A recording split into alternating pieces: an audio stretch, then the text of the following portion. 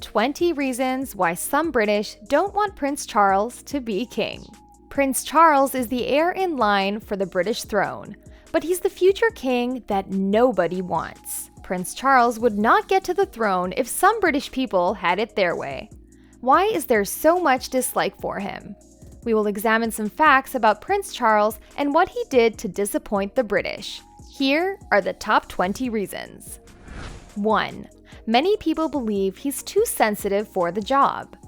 When we think of kings, we think of strong, influential, well-respected leaders. It's believed that Prince Charles embodies none of those traits. In fact, many think he's too sensitive and thin-skinned for the job. Petronella Wyatt, a British journalist and author, said the Queen's mother, who died in 2002, described him to her as very sensitive. But he was spoiled and used to getting his own way. According to her, the Queen's mother said he needed careful managing, unconditional love, and someone to jolly him along in almost a motherly way. Very few people could have done it. That does not sound very kingly. We think of kings with hearts as tough as stone and nerves of steel. 2. He's not the best of fathers. So what is the future king like as a parent? Prince Charles's caliber of parenting has come under renewed scrutiny after his son, Prince Harry, said that his father had cut him off financially and stopped taking his calls at one stage. When the princes were little boys, they often spent time with their dad on the farm, on the High Grove estate, indulging in suitably bucolic pastimes. According to the biographer Junor, on a freezing cold winter's day when William was 4, bright, exhausting, and willful, as only a 4-year-old can be, he started to grizzle because his hands were cold. Then he started to cry. "I told you to bring some gloves," said Charles, "and you wouldn't listen, so shut up." In June 1991, the 10-year-old Prince William was hit in the head by a golf club at school, which required a minor operation on his skull. While Diana rushed to his side and stayed there, his father proceeded to host a clutch of European and British bigwigs at a performance of Tosca, which went down terribly with the public and the press. 3. The only opinions that matter are his own. While he may be sensitive, he's also quite stubborn. According to the New Yorker article, Prince Charles is viewed as incredibly stubborn and not interested in the opinions that rival his own. He loves to do what he wants and not listen to others. Kingship is all about listening to your advisors and making the best decision, even if that decision is sometimes not your own. 4. People favor Prince William and Duchess Kate. People have an unwavering love for Prince William. He's married to Kate Middleton, who many consider being one of the most beautiful women in the world. They both make a great couple, and the British believe Williams has the quality to make an extraordinary king. Not just the ultimate gentleman, but an all-around great gallant guy. He always puts his wife's needs and those of others before his own, even if it means getting a little soaked by the unpredictable British weather. He's the definition of a true gent. Whether he's campaigning for British charities, fighting to conserve the world's endangered wildlife, or protecting his family from the glare of the media spotlight, Prince William knows how to stand up for himself and his beliefs. 5. The public is not over how he treated Princess Diana. Princess Diana once said she wanted to be the queen of people's hearts, which proved to be the case. It's also a big reason many people don't like her ex. They still haven't forgiven him for how he treated Diana during their ill-fated marriage.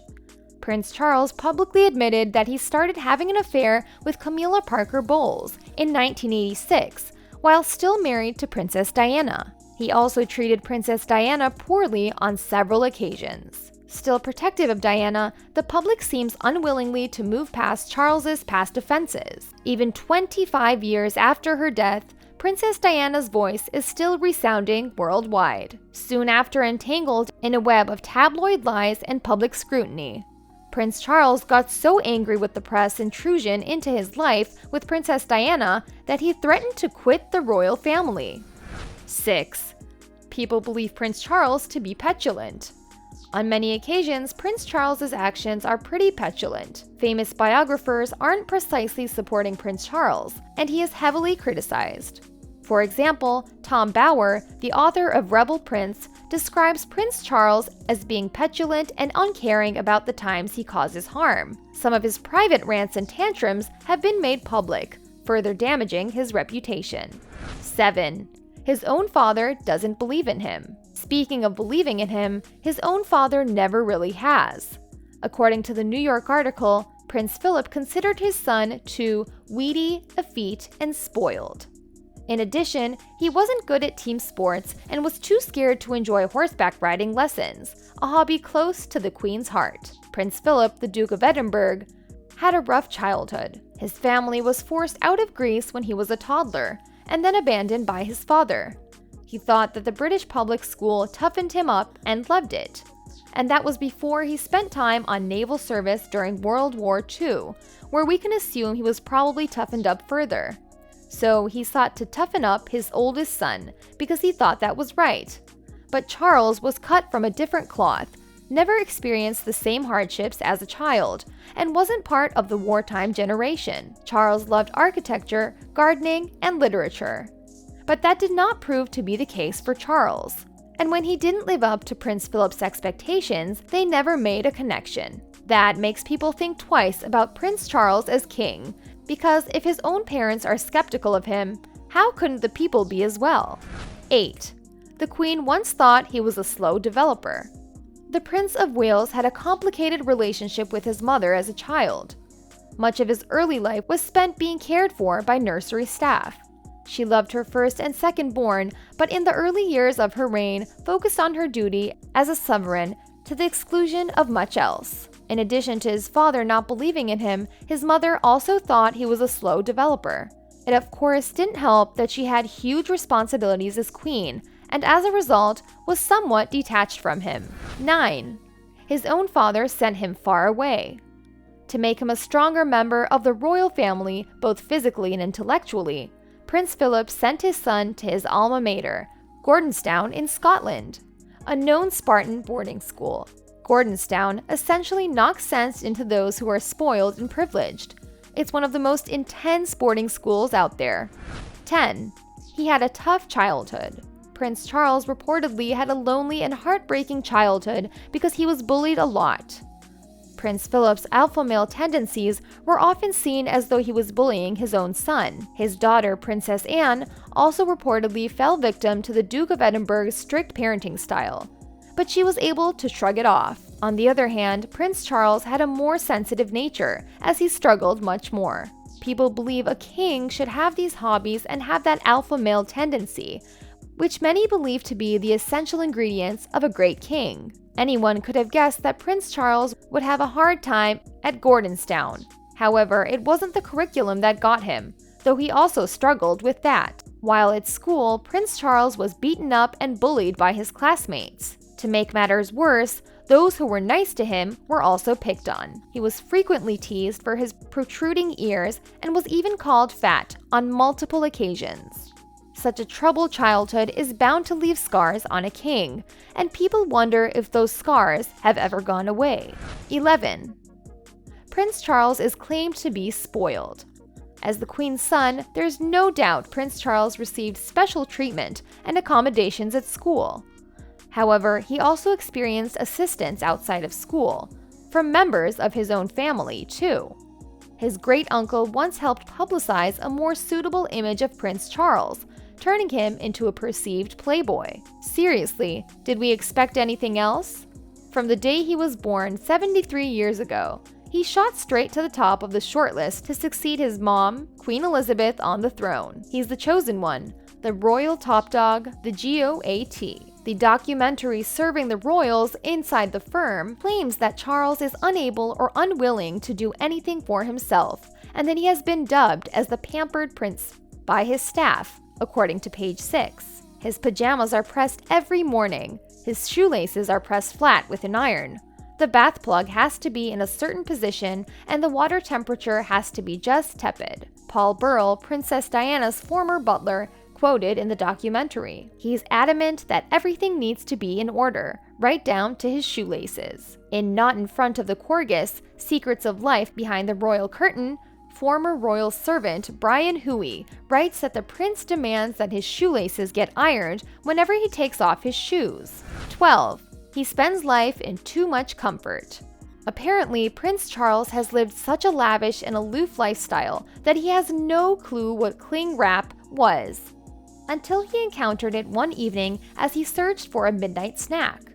According to the author Tim Bauer, who wrote Rebel Prince, The Power, Passion, and Defiance of Prince Charles, the prince's wife, Duchess Camilla Parker Bowles, heard him shriek in horror from the kitchen. The Duchess had to reassure him by saying, "It's cling film, darling." The horror.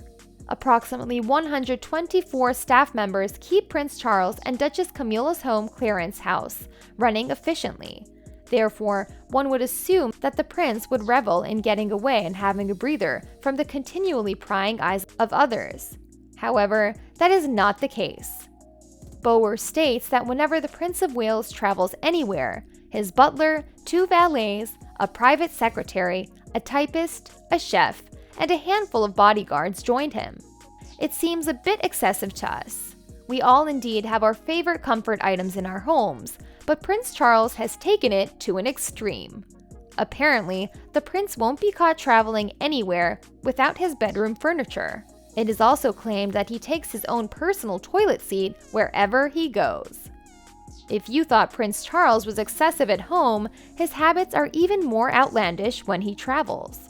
Apparently, the father of 2 is known for spending small fortunes on trips, even when he's only going for a day or 2. He refuses to travel without his private jet or plane. Once, he even spent an absurd amount of money because he demanded the use of the royal train to go to a pub in the English town of Penrith. 13. People think that Prince Charles is a snob. Prince Charles doesn't possess the charm and warmth that Princess Diana had. He comes across as aloof, and the New Yorker even described him as a snob. Although it may be unfair to compare Prince Charles to those who haven't been raised to view protocol and proper behavior as a priority, the prince doesn't always seem eager to relate to ordinary people. On the other hand, Prince William has reached out to people as his mother did, and he is compassionate about him. That is what many people want to see in a king. 14. Prince Charles has shown a disregard for animal welfare. Although Prince Charles has taken a stand on critical environmental issues such as sustainability and climate change, he has fallen pitifully short on animal welfare issues. Whereas Prince Harry chose not to participate in a grouse hunt recently, Prince Charles has gone so far to call fox hunting romantic. Animal rights is a growing concern for Brits, so we will not win supporters by holding fast to those ideas and being vocal about them. 15. His good works don't make headlines.